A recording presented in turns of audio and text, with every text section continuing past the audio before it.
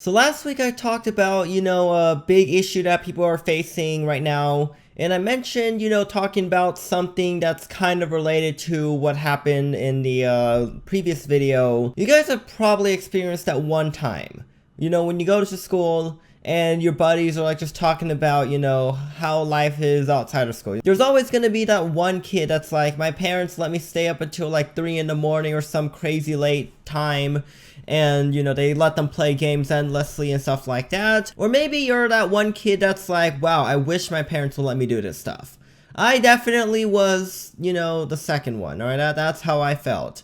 And somehow I got to 1 million subscribers, like, even in that situation. So I guess I'll tell you the experience. So early on in your life, whatever you've been exposed to at home is like what you consider normal, okay? Like if, you have like a strict bedtime at 8:30 p.m. every night, then that's like, considered normal for you because you never experienced anything else.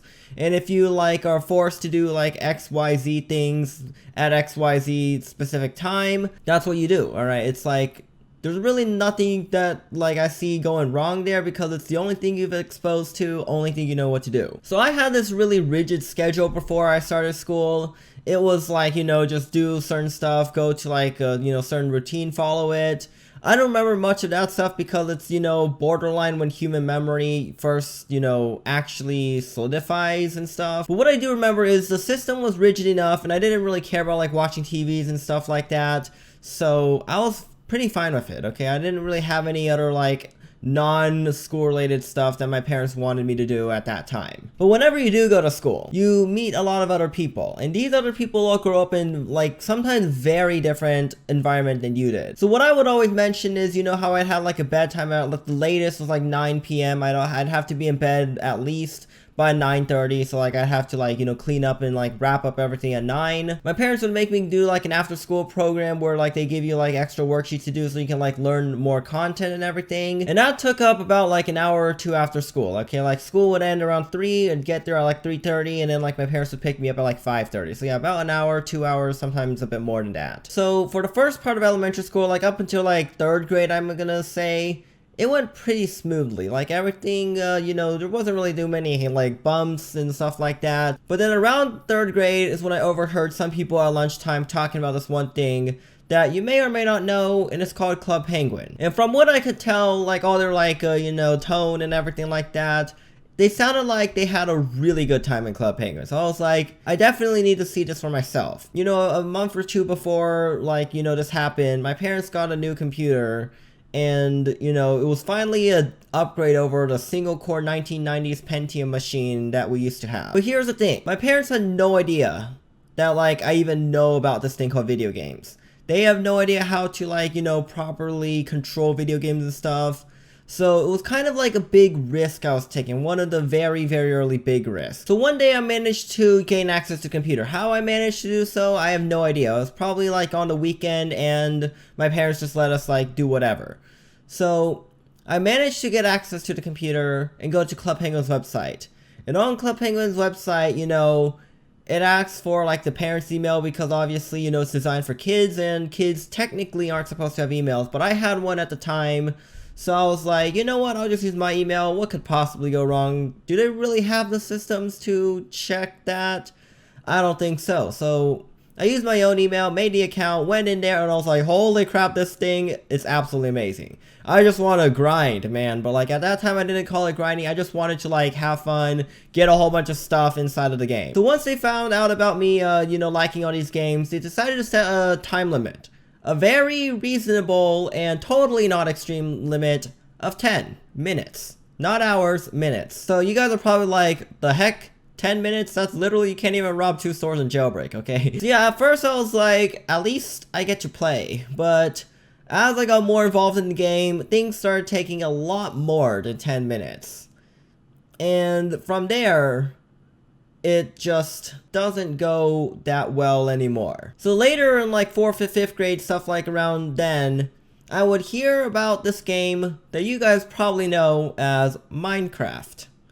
And it became really popular. This was like 2011 around that time. And one day someone showed me a video of what's now known as Creeper Aw Man. But back then it just seemed like some crazy cool thing. and it was like, wow, this game is really interesting. You can do all sorts of stuff in here. So I looked it up one day and I was like, this thing costs $30 to play. Yeah, there ain't any way I'm getting $30 to play Minecraft right now. So I basically just never had the chance to play Minecraft, especially when it was like really popular back then. So over time I just learned more and more about like my classmates doing outside of school stuff like playing games and all this like fun stuff.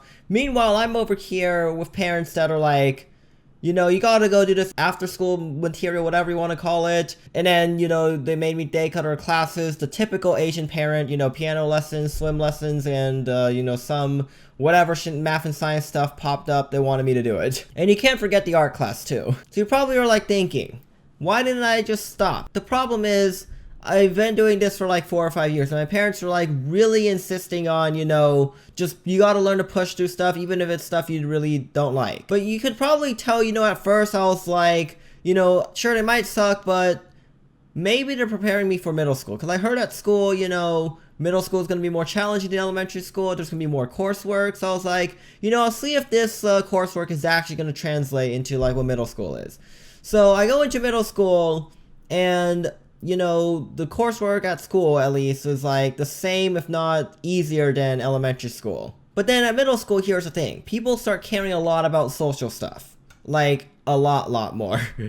Like, if you watch my previous one, you could probably learn more about that. The thing is, my grades weren't even that bad. So I was like, I wanted to try some, like, different way. I wanted the system to be less, like, just strict. At least the system we had at home. It was still very rigid. I believe, like, they still had, like, 9 p.m. bedtime stuff. But then also, at the same time, I found out about, like, some mobile games, and I would, like, wake up super early to, like, sneak on my parents' phones to play some of the mobile games and everything like that. I did have, like, a tablet, but they wouldn't let me use it on certain days, especially, like, at 6 in the morning. Now, you guys probably know middle school, they let you bring your own devices to school occasionally, okay? So, like, it was kind of a new concept. But then, like, eventually I managed to get, like, my parents convinced to let me, like, bring the tablet to school, and I just play Clash of Clans, at school over the school network with VPNs and everything that everyone does at school now. And around that time, in addition to all this gaming and stuff, I discovered the Lego robotics kit. I somehow managed to convince my parents to get one of those things, so I could, like, build some stuff. And then a year later, the new version came out, and I got them to get me the new version as well. Maybe because I saw some form of, like, science or some educational benefit to it that was, like, more than video games. So they were cool with me having it. And, like, I could program them to do all sorts of funny stuff. And I just wanted to build, like, crazy contraptions. But here's the problem. I didn't have time to do all the extra work. Like, all the extra classes and stuff. It just kept on, like, taking up all the time. Like, I'd have activities like Monday through Thursday or something, maybe Monday through Friday, I don't exactly remember, but it was pretty much the entire week. Like, the weekdays were all decked out, and I didn't really have much time to, like, do any of my, like, stuff I enjoyed on the weekdays. So one day I thought about something. Just like 12-year-old me back then was like, if all the classes are outside of school, I could just leave them. So I was thinking of, like, ways to leave the classes. And, typically, the parent has to say, I want to withdraw the kid from the class. So I was thinking of a way to bypass that thing. Or maybe use that thing, but, like, kind of force them to withdraw. Because they were, like, very against me, like, withdrawing out of these classes. So guess what? I, one day, just got really fed up with all this stuff and initiate the plan. Boom. Alright, we're gonna start with the plan. And the plan goes something like this. Over the course of a few weeks or so, I would just, like, show some bit of negativity towards the event. Like, slowly, just give messages to the people at the event that I didn't really like it anymore. And then one day, it would just go completely out of hand. Like, we would do something, and, like, the coach would get angry or something. I was just waiting for that one day to happen. And eventually it did happen. And I basically would reach my limit and just completely cause, like, a chaos. And what eventually happened was the people at the event would have to contact my parents and discuss it with them.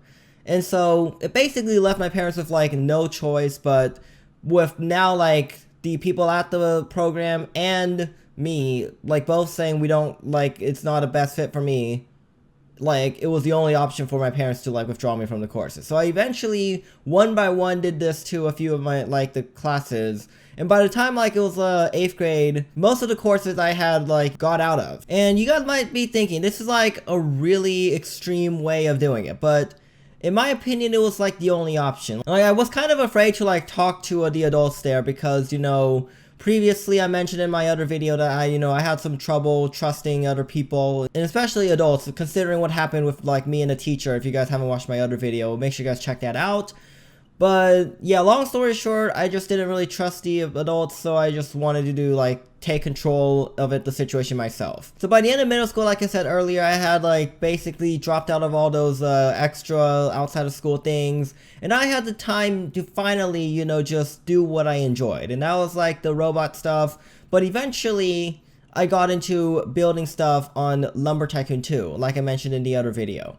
And then from Lumber Tycoon 2, you guys probably know my, quote, secret project, which at the time was a YouTube channel. And I wanted to keep it a secret from my parents because I didn't really trust them after, you know, what they did to me earlier. Like, I was thinking, like, you know, when they found out about my games, they would, you know, limit me to like 10 minutes. Over time though, as I like grew older, they gave me more time. Eventually went up to like 30 minutes or something. But still, 30 minutes isn't much time to build something in Lumber Tycoon 2.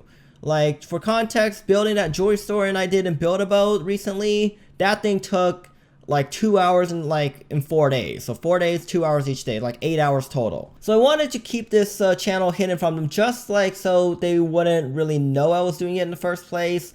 And because I didn't want to risk, you know, having them just take that away from me. So I basically kept the channel hidden from them until obviously I needed like the tax stuff you need to like monetize a YouTube channel. And then by the time, you know, I reach out and say, hey, I'm gonna like monetize this thing, they're like, wait, what? And, you know, they're just like, so you're telling me you might get paid doing this thing? And they're like, sure, go for it.